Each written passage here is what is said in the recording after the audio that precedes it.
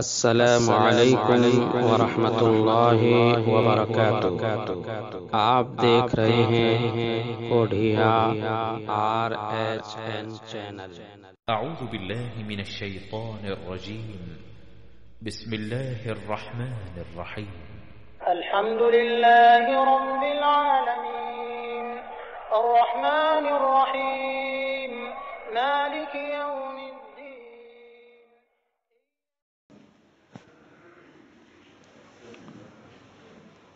الحمد للہ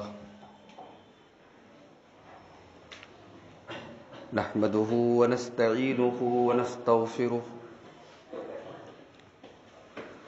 ونعوذ باللہ من شرور انفسنا ومن سیئات اعمالنا من يهده الله فلا مضل له ومن يضلل فلا هادي له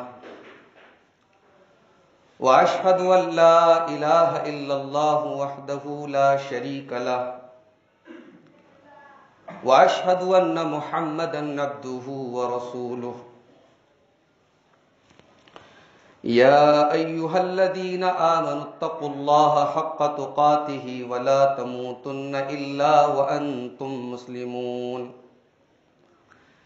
يا أيها الناس اتقوا ربكم الذي خلقكم من نفس واحدة وخلق منها زوجها وبث منهما رجالا كثيرا ونساء واتقوا الله الذي تساءلون به والأرحام إن الله كان عليكم رقيبا يا أيها الذين آمنوا اتقوا الله وقولوا قولا سديدا يصلح لكم أعمالكم ويغفر لكم ذنوبكم ومن يطع الله ورسوله فقد فاز فوزا عظيما أما بعد فإن خير الحديث كتاب الله وخير الهدي هدي محمد صلى الله عليه وسلم وشر الأمور محدثاتها وكل محدثة بدعة وكل بدعة ضلالة وكل ضلالة في النار۔ أعوذ بالله من الشيطان الرجيم، بسم الله الرحمن الرحيم۔ ان اللہ یأمر بالعدل والإحسان وإیتاء ذی القربى وینہی عن الفحشاء والمنکر والبغی یعظکم لعلکم تذکرون۔ محترم حاضرین جمعہ، دینی و ملی بھائیوں، محترم بزرگوں، پردہ نشین ماں اور بہنوں، پچھلے ہفتے ہمارے ملک کی سب سے بڑی عدالت سے اس ملک کے ایک انتہائی سینسٹیو اور حساس مسئلے کے تعلق سے ایک فیصلہ آیا۔ اس فیصلے کو لے کر کے بہت طریقے کی باتیں کہی جا رہی ہیں، لیکن یہ ایک حقیقت ہے کہ اس مسئلے کے تعلق سے مسلمانوں نے پہلے بھی کہا تھا کہ عدالت عالیہ کا جو فیصلہ ہوگا اسے ہم تسلیم کریں گے۔ مسلمان اپنی اس بات پر قائم ہیں، عدالت کے فیصلے کو تسلیم کرتے ہیں، مگر یہ بھی ایک حقیقت ہے کہ اس فیصلے سے مسلمان مطمئن نہیں ہیں۔ مسلمانوں کو بلکہ بہت سارے غیر مسلم دانشوروں کو اور ججوں کو، جن کے بیانات آئے ہیں سوشل میڈیا پر اور انٹرنیٹ پر موجود ہیں، انہیں بھی ایسا لگتا ہے کہ کہیں نہ کہیں اس معاملے میں انصاف کے تقاضوں کو پورا نہیں کیا گیا۔ اس مسئلے کے تعلق سے مختلف باتیں ہوتی رہیں گی، ہم اس طرف نہیں جائیں گے، لیکن عربی کے اندر ایک جملہ کہا جاتا ہے کہ الملک یبقا مع الکفر ولا یبقا مع الظلم. دنیا کی کوئی بھی حکومت کفر کے ساتھ تو باقی رہ سکتی ہے، اللہ کو نہیں مانتی، اللہ کا انکار کرتی ہے، کفر کرتی ہے، ایسی حکومت تو زمین پر باقی رہ سکتی ہے، لیکن وہ حکومت جو عدل اور انصاف کے تقاضوں کو پورا نہ کرے، جو ظلم کی بنیاد پر حکومت کرے، وہ دنیا میں باقی نہیں رہتی. یہ دنیا کا دستور ہے، اللہ تبارک و تعالیٰ کا قانون ہے. انسانی تاریخ ہمیں بتاتی ہے کہ ظلم کی چکی جو ہے وہ زیادہ دنوں تک چلی نہیں ہے. اور ایک حقیقت یہ بھی ہے کہ کسی بھی ملک کے عدالتی نظام کو، کسی ملک کی نیائے ویوستھا کو اگر حکومت اپنے کنٹرول میں لے لے تو یہ اس ملک کے زوال کی نشانی ہے، اس ملک کی تباہی کی نشانی ہے. آج کے خطبہ جمعہ میں آپ کے سامنے جو بات رکھنا چاہتا ہوں وہ یہ ہے کہ اسلام کا اس تعلق سے کیا نظریہ ہے، عدل کے تعلق سے، انصاف کے تعلق سے اسلام کیا کہتا ہے، اور کیا کوئی ایسی سچویشن بھی ہے جہاں انصاف نہ کیا جائے. اسلام میں ایسی کوئی سچویشن ہے جہاں اجازت دی گئی ہے اب انصاف مت کیجیے؟ حقیقت یہ ہے کہ اسلام کی بنیاد جن چیزوں پر ہے، جن خوبیوں پر اسلام قائم ہے، ان خوبیوں میں سے خوبی ہے عدل اور انصاف. اسلام کی بنیادوں میں انصاف ہے، عدل ہے. لیکن اسلام یہ کہتا ہے کہ عدل کا مطلب یہ نہیں ہے کہ دونوں فریق کو خوش کر دیا جائے. عدل کا مطلب یہ بھی نہیں ہے ایک فریق کو زیادہ دے دیا جائے، ایک فریق کو کم دے دیا جائے. عدل کا مطلب یہ ہے کہ جس کا جو حق ہے اسے وہ حق دیا جائے. اسی لیے عدل کا ٹھیک اپوزٹ ہے ظلم. عدل کا مطلب ہے حقدار کو اس کا حق دے دیا جائے، اور ظلم کا مطلب ہے حقدار کو اس کا حق نہ دیا جائے. اور اسی لیے شریعت کی نظر میں سب سے بڑا عدل توحید ہے اور سب سے بڑا ظلم شرک ہے. بھئی اس سے بڑا انصاف کیا ہو سکتا ہے کہ عبادت جس کا حق ہے اس کو دیا جائے، عبادت اللہ کا حق ہے، اللہ کو دیا جائے. اور اس سے بڑا ظلم کیا ہو سکتا ہے کہ عبادت جس کا حق ہے یعنی اللہ کا، اللہ کو نہ دے کر کے غیر اللہ کو دیا جائے، کسی اور کو دیا جائے. اگر اتنی بات آپ کو سمجھ میں آ گئی ہے تو اب آئیے میں جس آیت کریمہ کی طرف آپ کو لے کے جانا چاہتا ہوں، یہ قرآن کریم کے 14ویں پارے کی آیت ہے، سورہ نحل کی آیت نمبر 90، آیت نمبر 90 ہے. اور اس آیت کریمہ کے تعلق سے حضرت عبداللہ ابن مسعود رضی اللہ تعالیٰ عنہ کہتے ہیں کہ اجمع آیت فی القرآن، قرآن مجید کی سب سے جامع آیت ہے، یہ سب سے بہترین آیت ہے. اس آیت کے اندر دنیا کی تمام خوبیاں اکٹھا ہو گئی ہیں. اور یہ وہی آیت ہے جسے عام طور سے جمعہ کے دوسرے خطبے میں، بعد والے خطبے میں پڑھتے بھی ہیں. ان اللہ یأمر بالعدل والإحسان وإیتاء ذی القربى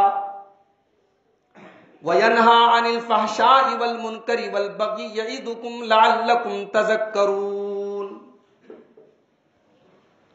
اللہ تبارک و تعالیٰ 3 چیزوں کا حکم دے رہا ہے اور 3 چیزوں سے منع کر رہا ہے، 3 چیزوں سے روک رہا ہے. نمبر 1، اللہ تعالیٰ تمہیں عدل کا حکم دیتا ہے، حقدار کو اس کا حق دینے کا حکم دیتا ہے. والاحسان، اور دوسرا حکم اللہ تعالیٰ یہ دے رہا ہے کہ احسان کرو. عدل کا مطلب ہے حقدار کو اس کا حق دیا جائے، اور احسان کا مطلب ہے کہ حق سے زیادہ دیا جائے. اسلام وہ دین ہے جو عدل سے بھی ایک قدم آگے بڑھنے کی تعلیم دیتا ہے. بھئی ایک ہوتا ہے کہ آپ نے ہمارے ساتھ بھلائی کی، میں آپ کے ساتھ بھلائی کی. آپ نے ہمیں کسی اچھے کام میں پوچھا، ہم نے آپ کو پوچھا. یہ عدل ہے. اور احسان کیا ہے کہ آپ ہمارے ساتھ کیا کرتے ہیں یہ اس سے کوئی مطلب نہیں، ہم آپ کے ساتھ بھلائی کریں گے، یہ احسان ہے۔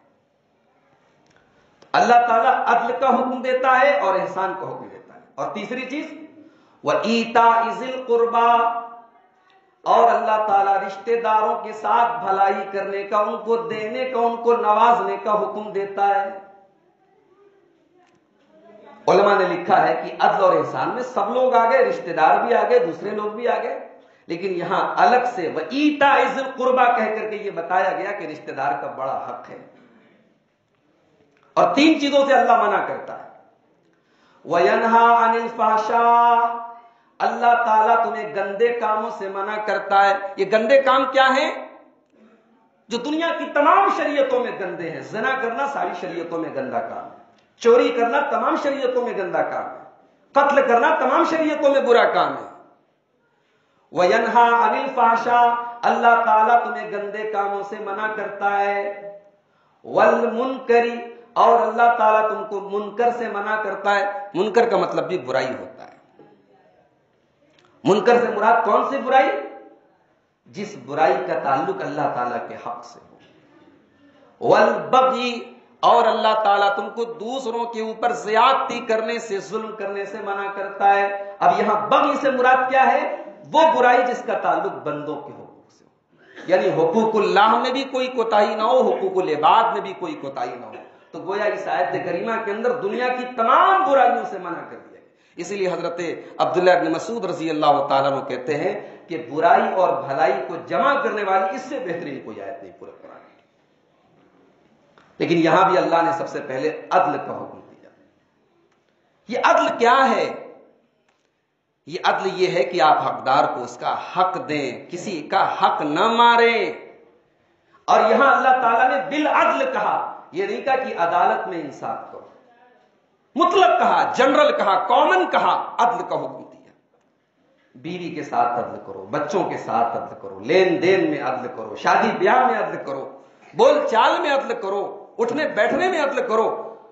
زندگی کے تمام شعبے اس آیت کریمہ کے اندر آ گئے۔ ایک اور آیت دیکھیے، سورہ نساء کی آیت، ان اللہ یأمرکم ان تؤدوا الامانات الی اہلھا، اللہ تعالیٰ تم کو حکم دیتا ہے کہ تم امانتوں کو حقدار تک پہنچا دو، جس کی امانت ہے تم اس کو دے دو۔ وَإِذَا حَكَمْتُمْ بَيْنَ النَّاسِ أَن تَحْكُمُوا بِالْعَدْلِ، اور جب تم لوگوں کے درمیان فیصلہ کرو تو عدل و انصاف کے ساتھ فیصلہ کرو۔ ان اللہ نعما یعظکم بہ، یہ اللہ تعالیٰ کی نصیحت ہے جو بڑی اچھی نصیحت ہے، بڑی بہترین نصیحت ہے۔ دنیا کا کوئی سمجھدار آدمی ہمیں نصیحت کرے تو نصیحت کے نام پر آدمی کا کان کھڑا ہو جاتا ہے کہ ایک بڑا اور سمجھدار آدمی ہمیں نصیحت کر رہا ہے۔ یہاں رب العالمین ہمیں نصیحت کر رہا ہے، یہاں خالق کائنات ہمیں نصیحت کر رہا ہے کہ یہ اللہ کی نصیحت ہے، اس کو اپنے پلے باندھ لو۔ یہاں بھی اللہ نے عدل کا حکم دیا۔ سورہ انعام کے اندر اللہ نے فرمایا وَإِذَا قُلْتُمْ فَعْدِلُوا، اور جب تم بات کرو، جب تم بولو تو عدل کے ساتھ بولو، انصاف کے ساتھ بولو، غلط بات مت بولو، ناجائز بات مت بولو۔ ہماری زبان سے نکلنے والا ایک ایک لفظ عدل و انصاف کے ترازو پر کھڑا ہونا چاہیے۔ تمہاری زبان سے بے ایمانی کی اور غلط بات نہ نکلے۔ عدل اور انصاف جب بولو تو عدل اور انصاف کے ساتھ بولو۔ لیکن دنیا میں تو ظلم ہو رہا ہے، کمزور کا حق مارا جا رہا ہے، طاقتور آگے بڑھ رہا ہے، کمزور اور پیس رہا ہے۔ کتنے لوگ ہیں بے ایمانی کر کے بڑی بڑی انہوں نے عمارتیں کھڑی کر رکھی، اور کتنے بیچارے ایماندار ہیں کوٹھریوں میں زندگی گزار رہے ہیں غربت اور پریشانی۔ تو یہ سلسلہ کب تک چلے گا؟ دنیا کی زندگی میں یہ سلسلہ چلتا رہے گا۔ اس لیے کہ دنیا میں اللہ تعالیٰ فیصلہ نہیں کر رہا ہے، فیصلہ تو قیامت کے دن ہوگا نا، اور قیامت کے دن کوئی ظلم نہیں ہوگا۔ وَنَزَعُ الْمَوَازِينَ الْقِسْطَ لِيَوْمِ الْقِيَامَةِ فَلَا تُظْلَمُ نَفْسٌ شَيْئًا وَإِنْ كَانَ مِثْقَالَ حَبَّةٍ مِّنْ خَرْدَلٍ أَتَيْنَا بِهَا وَكَفَىٰ بِنَا حَاسِبِينَ۔ قیامت کے دن ہم انصاف کا ترازو رکھیں گے، اور ایک رائی کے دانے کے برابر بھی کوئی چیز اگر تم لاؤ گے، اتینا بہا، ہم اس کا بھی تم کو برابر برابر بدلا دیں گے۔ رائی کے دانے کے برابر بھی قیامت کے دن ظلم نہیں ہوگا. قیامت کے دن کے بارے میں اللہ تعالیٰ فرماتا ہے الیوم تجزا کل نفس بما کسبت لا ظلم اليوم ان اللہ سریع الحساب. آج کے دن کسی کے اوپر ظلم نہیں ہوگا، آج اللہ حساب لینے والا ہے. نبی اکرم جناب محمد رسول اللہ صلی اللہ علیہ وسلم فرماتے ہیں دنیا میں ہم حق نہیں دیتے لوگوں کا، دنیا میں ہم زیادتیاں کرتے ہیں، قیامت کے دن ہمیں حق دینا پڑے گا. لَتُؤَدُّنَّ الْحُقُوقَ إِلَىٰ أَهْلِهَا. اللہ کے حبیب فرماتے ہیں کہ قیامت کے دن تم اللہ کی بارگاہ میں حقدار کو اس کا حق دو گے، تمہیں دینا پڑے گا. دنیا میں ہم نے پیسہ لیا تھا، قیامت کے دن یہ کرنسی نہیں چلے گی. انڈیا کی کرنسی سعودی عرب میں نہیں چلتی، ریال میں کنورٹ کرنا پڑتا ہے. سعودیہ کا ریال امریکہ میں نہیں چلتا، وہاں ڈالر میں کنورٹ کرنا پڑتا ہے. قیامت کے دن کی کرنسی کیا ہوگی؟ وہ ہمارے اعمال ہوں گے، ہماری نیکیاں ہوں گی، ہمارے گناہ ہوں گے. دنیا میں ہم نے زمین ہتھیائی، دنیا میں ہم نے پیسہ ہتھیایا، دنیا میں ہم نے لوگوں کی ذات پر ظلم کیا، اور قیامت کے دن کیا کریں گے؟ اپنی نیکیاں ان کو دیں گے، ان کے گناہ اپنے اوپر لا دیں گے. اللہ کے پیارے حبیب فرما رہے لَتُؤَدُّنَّ الْحُقُوقَ إِلَىٰ أَهْلِهَا يَوْمَ الْقِيَامَةِ. تم قیامت کے دن حقداروں کو ان کا حق دے دو گے. حَتَّى يُقَادَ لِلشَّاةِ الْجَلْحَاءِ مِنَ الشَّاةِ الْقَرْنَاءِ. یہاں تک کہ اگر ایک سینگ والی بکری نے بغیر سینگ والی بکری کے اوپر ظلم کیا ہے، سینگ والی بکری نے بغیر سینگ والی بکری پر اگر ظلم کیا ہے تو اس کا بھی قصاص لیا جائے گا قیامت کے دن. ظلم اللہ تعالیٰ کو پسند نہیں ہے میرے پیارے ساتھی. اللہ تعالیٰ نے دنیا میں لاکھوں نبیوں کو بھیجا. ان نبیوں کو کیوں بھیجا؟ لقد ارسلنا رسولنا بالبینات. ہم نے اپنے رسولوں کو شریعتیں دے کر کے بھیجا. وانزلنا معهم الکتاب. ہم نے ان کے اوپر کتابیں اتاری. والمیزان. ان کو ہم نے حق اور باطل کے درمیان کسوٹی عطا فرمائی. کس لیے؟ لِيَقُومَ النَّاسُ بِالْقِسْطِ. تاکہ دنیا میں انصاف قائم ہو جائے. انصاف قائم کرنے کے لیے اللہ نے رسولوں کو دنیا میں بھیجا ہے. اور دنیا کی تاریخ میں، دنیا کے اتہاس میں عدل و انصاف کی ایک نئی عبارت لکھنے والے اور عدل و انصاف کی مثالیں قائم کرنے والے اگر کوئی انسان گزرے ہیں تو ہمارے نبی جناب محمد رسول اللہ صلی اللہ علیہ وسلم گزرے ہیں. آپ کے جیسا منصف مزاج، آپ کے جیسا عادل پوری دنیا کی تاریخ میں نہیں گزرا. بڑی مثالیں موجود ہیں اللہ کے نبی کی سیرت پاک میں. بڑا مشہور واقعہ ہے، عرب کا ایک بہت بڑا قبیلہ تھا، بڑا اونچا قبیلہ تھا، قبیلہ بنو مخزوم. قبیلہ بنو مخزوم کے اس قبیلے کی، اس خاندان کی ایک عورت نے چوری کی. اور آپ جانتے ہیں کہ چوری کی سزا اسلام میں اگر چوری ثابت ہو جائے تو چوری کی سزا ہاتھ کا کاٹنا ہے. نبی کریم صلی اللہ علیہ وسلم کی بارگاہ میں فیصلہ آیا، معاملہ آیا، آپ نے فیصلہ کیا کہ ہاتھ کاٹا جائے. اب خاندان والے پریشان ہیں، اس لیے کہ چوری بہت بڑی چوری نہیں تھی، لیکن عورت بہت بڑے خاندان کی تھی. تو ہمارے دنیا میں کیا دستور ہے کہ اگر کسی کا سامان کسی سے نقصان ہو گیا تو بھائی بھرپائی کر دو، اس کا جرمانہ بھر دو. لیکن اسلام میں جرمانہ نہیں ہے، اسلام میں ہاتھ کاٹنے کی سزا ہے. چوری کی سزا ہاتھ کاٹنا ہے.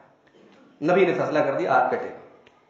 اب خاندان والے پریشان ہیں، لیکن کسی کی ہمت نہیں ہے کہ اللہ کے رسول کے پاس جا کر کے اللہ کے نبی کے فیصلے میں تبدیلی کی گزارش کرے. تو لوگوں نے غور کیا کہ اللہ کے نبی سب سے زیادہ کس کو چاہتے ہیں. تو صحابہ میں کچھ چہتے صحابہ تھے اللہ کے رسول کے، جن سے اللہ کے نبی بڑی محبت کرتے تھے. ان میں ایک حضرت اسامہ ابن زید رضی اللہ تعالیٰ عنہ. یہ اللہ کے رسول کے پالک بیٹے، جن کو اللہ کے نبی نے پالا تھا. آپ کے بیٹے نہیں تھے، پالا تھا جن کو اللہ کے نبی نے، جس کو ہم اپنی زبان میں لے پالک بولتے ہیں. حضرت زید ابن حارثہ کے بیٹے تو اسامہ ابن زید. اور اللہ کے نبی سے بڑی محبت کرتے تھے، جیسے اپنے نواسوں حسن اور حسین سے محبت کرتے تھے، جیسے اپنی نواسی حضرت امامہ بنت زینب سے محبت کرتے تھے، ویسے ہی اللہ کے نبی حضرت اسامہ ابن زید سے بھی بڑی محبت کرتے تھے. تو حضرت اسامہ ابن زید کو لوگوں نے پکڑا اور کہا کہ آپ ہی یہ کام کر سکتے ہیں، آپ اللہ کے رسول سے سفارش کر دیں ہمارے لیے. بخاری کی روایت ہے، حضرت اسامہ ابن زید اللہ کے پیارے نبی کے پاس آتے ہیں سفارش کرنے کے لیے. نبی اکرم کا چہرہ غصے سے لال ہو جاتا ہے اور آپ بڑے غصے میں فرماتے ہیں اتشفع فی حد من حدود اللہ. اے اسامہ تمہاری ہمت کیسے بڑی، تمہاری یہ جرأت کیسے ہوئی کہ تم اللہ کے قانون کو اور اللہ کی حد کو بدلنے کے بارے میں میرے پاس تم سفارش لے کر کے آئے ہو. اے اسامہ کان کھول کر کے سن لو، تم سے پہلے کے لوگ اسی لیے ہلاک ہو گئے، اسی لیے برباد ہو گئے کہ بڑے خاندان کا کوئی انسان چوری کرتا تھا اس کو چھوڑ دیتے تھے، اور غریب خاندان کا اور غریب طبقے کا اگر کوئی آدمی چوری کرتا تھا اس کے اوپر حد نافذ کرتے تھے، اس کے ہاتھ کاٹتے تھے، اس کو سزا دیتے تھے.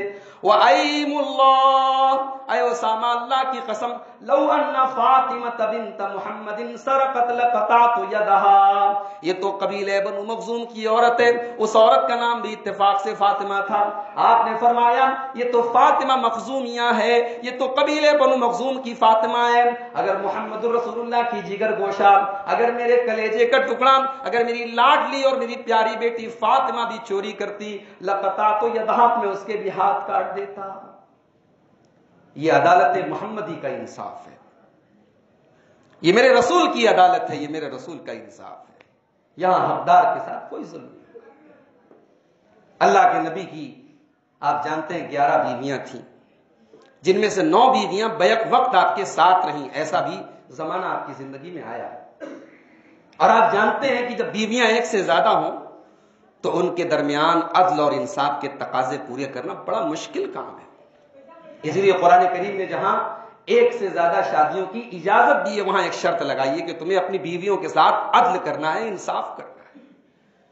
لیکن میں قربان جاؤں اپنے رسول کے اوپر کہ میرے نبی اپنی 9 بیویوں کے ساتھ عدل انصاف کرتے تھے، کسی کے حق میں کوئی کمی نہیں کرتے تھے، سب کو برابر کا حق دیتے تھے.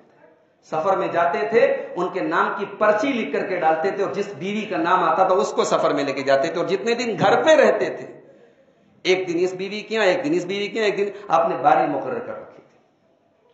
یہاں تک کہ وفات کے پہلے آپ کی خواہش تھی کہ میں اپنے آخری ایام اپنی سب سے محبوب بیوی حضرت عائشہ صدیقہ کے یہاں گزاروں. تو آپ نے تمام بیویوں کو بلا کر کے اجازت مانگی کہ تم اگر اجازت دو تو میں اپنے آخری ایام اپنی بیوی عائشہ کے یہاں گزارنا چاہتا ہوں. تمام بیویوں نے اجازت دی. اتنے سب کے بعد اللہ کے نبی اللہ کی بارگاہ میں دعا کرتے تھے. کیا دعا کرتے تھے؟ اللہم ھذا قسمی فی ما املک. اے اللہ میں اپنی بیویوں کے درمیان میں نے باری مقرر کر دی ہے، میں کوئی سامان دیتا ہوں برابر برابر دیتا ہوں. اے اللہ یہ جو میں نے بٹوارا کیا ہے، میں نے جو تقسیم کی ہے، یہ میں نے اپنے حساب سے کی ہے، جتنے کا مالک میں ہوں اس کے حساب سے کی ہے. فلا تلمنی فی ما لا املک. اے اللہ جس چیز کا مالک میں نہیں ہوں اس میں تو میری پکڑ مت کرنا. یعنی ایک ہوتا ہے انسان کے دل میں محبت جو ہوتی ہے، وہ ظاہر سی بات ہے کہ وہ تو کم زیادہ ہو سکتی ہے، کسی بیوی کی زیادہ ہے کسی بیوی کی کم ہے. تو اللہ کے رسول نے دعا کی اللہ سے کہ اللہ اس کی پکڑ مت کرنا، وہ میرے کنٹرول کے باہر کی چیز ہے. جو میرے کنٹرول میں ہے، جو میری طاقت میں ہے، وہ میں نے تقسیم کر دی، وہ میں نے بٹوارا کر دیا. یہ میرے نبی کا عدل تھا، یہ میرے نبی کا انصاف تھا. اور آگے بڑھیے. غزوہ بدر کے موقع پر آپ جانتے ہیں کہ مسلمانوں کو اللہ تعالیٰ نے فتح نصیب فرمائی اور بہت سارے قیدی مشرکین کے قید ہو کر کے آئے. اللہ کے نبی نے فیصلہ کیا کہ ان قیدیوں کو فدیہ لے کر کے چھوڑا جائے. فدیہ طے کیا گیا 4000 درہم. 4000 درہم لے کر کے ان قیدیوں کو چھوڑ دیا جائے. اور پھر اس میں یہ ہوا کہ جو مالدار لوگ ہیں ان سے زیادہ لیا جائے. ان قیدیوں میں اللہ کے رسول کے چچا حضرت عباس بھی شامل تھے، جو ابھی مسلمان نہیں ہوئے تھے اور اس جنگ میں مشرکین کی طرف سے لڑے تھے وہ، اور ان کو بھی قید کیا گیا تھا. صحابہ کرام اللہ کے نبی کے پاس آئے. یا رسول اللہ یہ آپ کے چچا ہیں، آپ کے باپ کے برابر ہیں، ہماری یہ خواہش ہے کہ ان سے فدیہ نہ لیا جائے، ان کو چھوڑ دیا جائے. غور کریں آپ، نبی کے چچا سے فدیہ لینے کی بات ہے. پیارے نبی نے فرمایا کہ نہیں، یہ میرے چچا ہیں، ٹھیک ہے، عبد المطلب کے بیٹے ہیں، ٹھیک ہے، مگر اس جنگ میں قیدی بن کر کے لائے گئے ہیں اور ان سے بھی فدیہ لیا جائے، اور چونکہ یہ مالدار ہیں ان سے 4000 درہم سے زیادہ لیا جائے. یہ میرے نبی کی عدالت کا فیصلہ ہے. میرے پیارے عدل و انصاف جانتے ہیں عدل و انصاف کا خون کہاں ہوتا ہے؟ عدل و انصاف کہاں ٹوٹتا ہے؟ جب یا تو عداوت ہوتی ہے یا قرابت ہوتی ہے. کسی سے ہماری دشمنی ہے اور ہمیں اس کے بارے میں کوئی فیصلہ کرنا ہے. بہت مشکل ہے کہ ہم عدل اور انصاف سے فیصلہ کریں. یا کوئی ہمارا بہت قریبی ہے اور کوئی فیصلہ اس کے خلاف پڑ رہا ہے تو بہت مشکل ہے کہ ہم اس کے خلاف کر دیں. اسلام نے انصاف کے راستے کی ان دونوں دیواروں کو گرا دیا. اللہ تعالیٰ نے فرمایا سورہ نساء کے اندر، یا ایھا الذین آمنوا کونوا قوامین بالقسط شہداء للہ ولو علی انفسکم بالوالدین والاقربین. اے ایمان والو، حق اور انصاف کا ساتھ دو، سچی گواہی دو، حق اور انصاف کی بات کرو. ولو علی انفسکم، تمہاری اپنی ذات کے خلاف کیوں نہ پڑے. یہ بڑا مشکل مسئلہ ہوتا ہے. آدمی بہت انصاف کی بات کرنے والا ہے لیکن اپنی ذات کی بات آ جائے، جب انسان کی اپنی ذات اس کی زد میں آئے تو وہاں عدل و انصاف کا ترازو جو ہے وہ ڈگمگانے لگتا ہے. اللہ نے فرمایا نہیں، اپنی ذات کے خلاف، اپنے ماں باپ کے خلاف، اپنے رشتہ داروں کے خلاف بھی تمہیں اگر گواہی دینی پڑے تو تم سچی گواہی دو. اور سورہ مائدہ کے اندر دوسری دیوار بھی گرا دی گئی، یا ایھا الذین آمنوا کونوا قوامین للہ شہداء بالقسط ولا یجرمنکم شنآن قوم علی الا تعدلوا اعدلوا هو اقرب للتقوی. کہا کہ انصاف کا ساتھ دو. کسی سے تمہاری دشمنی ہے تو دشمنی کا یہ مطلب نہیں کہ تم نا انصافی کرو. تمہارے دشمن کا بھی اگر حق ہے تو اس کا حق دو. یہ ہماری شریعت کی تعلیم ہے. دنیا کا اصول ہے کہ اینٹ کا جواب پتھر سے دو. دنیا کا جواب ہے کوئی آپ کو ایک مارے آپ 10 مارو. ہماری شریعت بدلہ لینے کے بارے میں بھی عدل کا حکم دیتی ہے. وَجَزَاءُ سَيِّئَةٍ سَيِّئَةٌ مِثْلُهَا. برائی کا بدلہ اتنی ہی برائی ہے. آپ کے ساتھ کسی نے غلط کیا، آپ بدلہ لینا چاہتے ہیں اتنا ہی بدلہ لینا ہے، کم زیادہ نہیں لینا ہے. فَمَنْ عَفَا وَأَصْلَحَ فَأَجْرُهُ عَلَى اللَّهِ. اور اس کو بھی اگر تم معاف کر دو تو اللہ کہتا ہے کہ ہم تمہیں ثواب دیں گے، ہم تمہیں اجر دیں گے. اللہ اکبر. کیسی پاک شریعت ہے، کیسا پاک دین ہے، کیسا نظام ہے میرے پیارے ساتھیوں. میں قربان جاؤں اس نظام کے اوپر. دو بھائیوں کے بیچ میں جھگڑا ہو جائے، دو خاندانوں کے بیچ میں جھگڑا ہو جائے، دو مذہب کے لوگوں کے درمیان میں جھگڑا ہو جائے اور ہمیں چکانا ہے. یہاں بھی عدل و انصاف کا ترازو جو ہے بڑا مشکل ہوتا ہے. دو لوگوں میں اگر صلح کرانا ہو، صلح کرانے میں بھی اکثر کیا ہوتا ہے کہ ہم کسی ایک فریق کا ساتھ دے دیتے. قرآن کریم نے یہاں پر بھی کہہ دیا کہ دو مسلمانوں کی دو جماعتوں میں اگر جھگڑا ہو جائے فَأَصْلِحُوا بَيْنَهُمَا بِالْقِسْطِ فَأَصْلِحُوا بَيْنَهُمَا بِالْعَدْلِ وَأَقْسِطُوا. عدل اور انصاف کے ساتھ صلح کراؤ، اس لیے کہ اللہ تعالیٰ انصاف کرنے والوں کو پسند کرتا ہے. اور ایک آخری حدیث سنا کے بعد ختم کرتا ہوں. عدل و انصاف دنیا میں بھی نجات کی گارنٹی دیتا ہے اور آخرت میں بھی نجات کی گارنٹی دیتا ہے. بڑی بہترین اور بڑی جامع حدیث آپ کے سامنے پڑھنے جا رہا ہوں. اللہ کے پیارے نبی جناب محمد رسول اللہ صلی اللہ علیہ وسلم فرماتے ہیں ثلاث منجیات. 3 چیزیں انسان کو نجات دینے والی ہیں. 3 چیزوں کو پکڑ لو بچ جاؤ گے. کون سی 3 چیزیں ہیں؟ خشیت اللہ فی السر والعلانیہ. سب سے پہلی چیز پبلک پلیس میں بھی اللہ سے ڈرنا اور پرائیویٹ میں بھی اللہ سے ڈرنا. سب کے سامنے بھی اللہ سے ڈرنا اور تنہائی میں بھی اللہ سے ڈرنا. انسان لوگوں کے سامنے اللہ سے ڈرتا ہے لیکن تنہائی میں امتحان ہوتا ہے اس کے تقویٰ کا، اس کے ڈر کا. اللہ کے نبی نے فرمایا کہ نجات پانا چاہتے ہو خشیت اللہ فی السر والعلانیہ. سب کے سامنے بھی اللہ سے ڈرو اور تنہائی میں بھی اللہ سے ڈرو. اور دوسری چیز والعدل فی الرضا والغضب. جب تم خوش ہو تب بھی عدل و انصاف کرو اور جب تم ناراض ہو تب بھی عدل و انصاف کرو.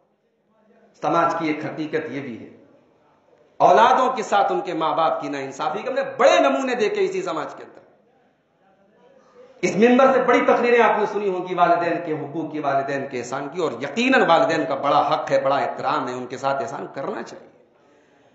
مگر شریعت میں والدین کی بھی کچھ ذمہ داریاں بتائی گئی اور ان ذمہ داریوں میں سے بڑی ذمہ داری یہ ہے کہ والدین اپنی اولاد کے ساتھ انصاف کا معاملہ کریں. بڑی مشہور حدیث حضرت نعمان بن بشیر کی کہ وہ اللہ کے نبی کے پاس آئے تھے، ان کے والد حضرت بشیر اپنی جائیداد کا کوئی حصہ ان کو دینا چاہتے تھے، تو اللہ کے نبی نے حضرت بشیر سے بس ایک ہی سوال کیا تھا کہ تم اپنے ایک بیٹے کو جو پراپرٹی دینا چاہتے ہو کہ سب کو دے رہے ہو؟ کہا کہ نہیں اللہ کے نبی سب کو نہیں دے رہا. تو اللہ کے نبی نے بڑے غصے میں کہا تھا کہ مجھے اس ہبہ کے اوپر تم مجھے گواہ مت بناؤ، میں کسی ظلم کے اوپر گواہی نہیں دے سکتا. اولاد کے درمیان بھی انصاف کیجیے. والعدل فی الغضب والرضا، اللہ کے نبی نے فرمایا دوسری چیز جو انسان کو نجات دینے والی ہے، انسان جب خوش ہو تب بھی انصاف کرے اور جب ناراض ہو تب بھی انصاف کرے. اولاد سے آپ ناراض ہیں، اولاد آپ کی نافرمان ہے، اولاد آپ کی بات نہیں مانتی، یا آپ کی زبان میں اولاد نالائق ہے، تب بھی آپ کو حق نہیں ہے کہ آپ اس کو اس کے حق سے محروم کریں.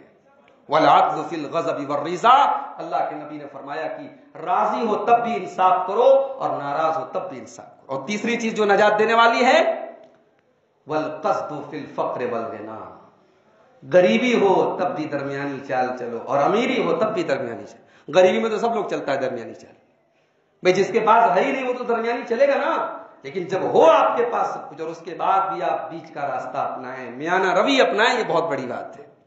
والقصد فی الفقر والغنا، اللہ کے نبی نے نجات کا تیسرا راستہ بتایا کہ جب تم فقیر ہو، جب تم غریب ہو تب بھی بیچ کا راستہ اور درمیان کا راستہ اپناؤ، اور جب امیر ہو تب بھی درمیان کا راستہ اپناؤ. اور تین چیزیں آپ نے فرمایا کہ ہلاک کرنے والی ہیں.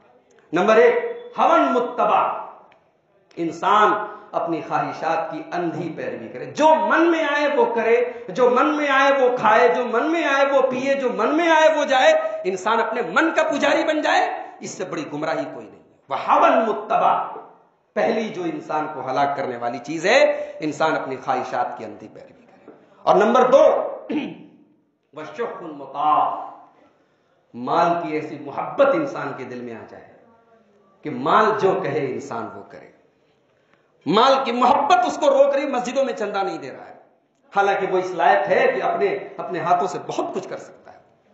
مال کی محبت اس کو منع کرے، اس کے محلے کے غریب بچے بھوک سے مر رہے ہیں لیکن وہ ان کی مدد کرنے کے لیے تیار نہیں، کیونکہ وہ اپنے مال کی محبت سے مجبور ہے. وَشُحٌّ مُطَاعٌ، اللہ کے نبی نے فرمایا دوسری ہلاک کرنے والی چیز ہے. انسان کے اندر مال کی محبت سب کے اندر ہے، لیکن مال کی محبت اتنی پیدا ہو جائے کہ انسان اپنے مال کی محبت کی اطاعت کرنے لگے، اس کی فرما برداری کرنے لگے، یہ انسان کو تباہ کرنے والی چیز ہے. اور تیسری چیز، وہ اعجاب المرء بنفسہ، گھمنڈ، غرور، اپنے پیسے کا، اپنے علم کا، اپنی صلاحیت کا، اپنے ٹیلنٹ کا، اپنے نام کا، اپنی شہرت کا، اپنے اسٹیٹس کا، اپنے مقام کا، اپنے مرتبے کا، اپنی ذات پر کسی بھی طریقے کا غرور ہے، تکبر ہے، گھمنڈ ہے، اہنکار ہے، یہ انسان کو ہلاک کر دینے والا ہے. تو اس حدیث پاک میں جو بڑی بہترین اور جامع حدیث ہے، جو ہمیں سبق ملا کہ ہم عدل و انصاف کے تقاضوں کو ہر آدمی پورا کریں. بہرحال گفتگو میری طویل ہو گئی. عرض یہ کرنا تھا کہ ملک میں جو یہ فیصلہ ہوا، اس فیصلے کے کیا اثرات آگے آئیں گے وہ تو اللہ بہتر جانتا ہے، لیکن ایک بات طے ہو گئی کہ ہمارے ملک کی سب سے بڑی عدالت کی ساکھ متاثر ہوئی. اور دوسری بات جو ہم اپنی قوم کو مبارکباد دے سکتے ہیں کہ ہماری قوم نے بڑے صبر و تحمل سے کام لیا، اور ہو سکتا ہے اللہ تعالیٰ نے ایک سبق ہم کو یہ بھی دیا ہے، عسیٰ ان تکرہوا شیئا وہو خیر لکم، ہو سکتا ہے تم کسی چیز کو ناپسند کرو اور وہ تمہارے حق میں بہتر ثابت ہو.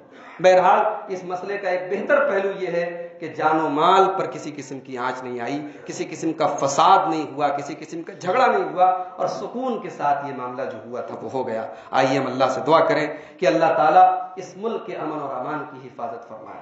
اللہ تعالیٰ، اور میں آپ کو یہ بھی بتا دوں کہ فرقہ پرستوں کی نظر اور کئی مسجدوں پر ہے، اور کئی مسجدوں پر ہے، اور ہماری ایک بہت بڑی ذمہ داری یہ ہے کہ ہم اپنے شہر سے 300-200 کلومیٹر دور کی اس مسجد کے بارے میں اتنی فکر رکھتے ہیں، ہم اپنے محلے کی مسجدوں کو پہلے آباد کریں. کتنی مسجدیں آج گھوڑوں کا استبل بن گئی، ڈانس بار بن گئی، ناچنے گانے کی جگہ بن گئی. پنجاب کے اندر، اندلس کے اندر، جہاں کل سجدے ہوتے تھے آج وہاں ڈانس ہو رہا ہے. کیوں؟ ہم ان کو چھوڑ کر کے چلے گئے، یا یوں کہہ لیجیے کہ ہمیں وہاں سے نکال دیا گیا. تو مسجد کا سب سے بڑا حق یہ ہے، وہاں رنگ پینٹ کا نمبر بعد میں ہے، اس کی ڈیزائننگ کا نمبر بعد میں ہے، اس کے لاؤڈ اسپیکر اور مائک سسٹم کا نمبر بعد میں ہے۔ مسجد کا سب سے بڑا حق یہ کہ مسجد کو آباد کیا جائے، وہاں نماز کی پابندی کی جائے، اللہ کے ذکر سے اس کو آباد کیا جائے۔ تو آپ اپنے محلے کی، اپنے قریب کی مسجدوں کو آباد کیجئے۔ اتنا بڑا معاملہ ہوا لیکن مسجدیں ویسی ہی خالی کی خالی ہیں، نمازیوں کی تعداد میں کوئی اضافہ نہیں، مسجدیں آج بھی جو ہے ویران پڑی ہیں۔ آئیے ہم اللہ سے دعا کریں، اللہ تعالیٰ ہمیں مسجدوں کو آباد کرنے کی توفیق نصیب فرمائے۔ رب العالمین ہماری مسجدوں کی حفاظت فرمائے۔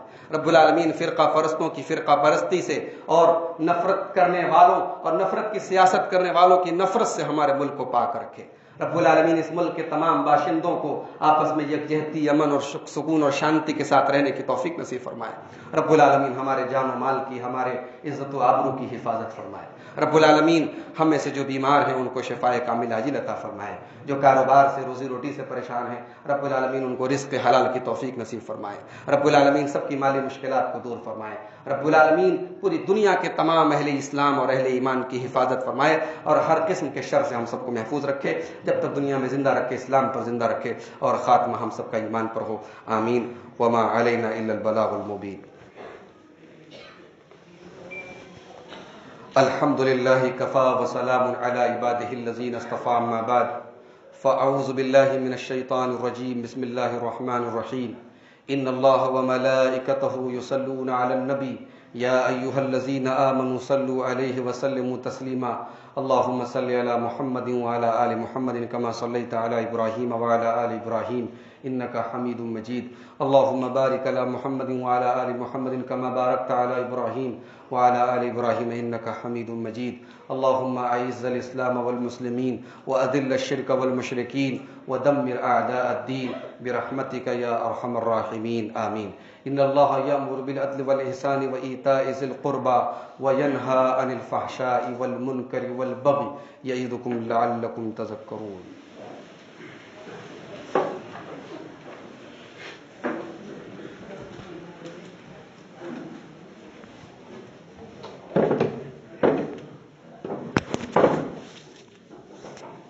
اللہ اکبر، اللہ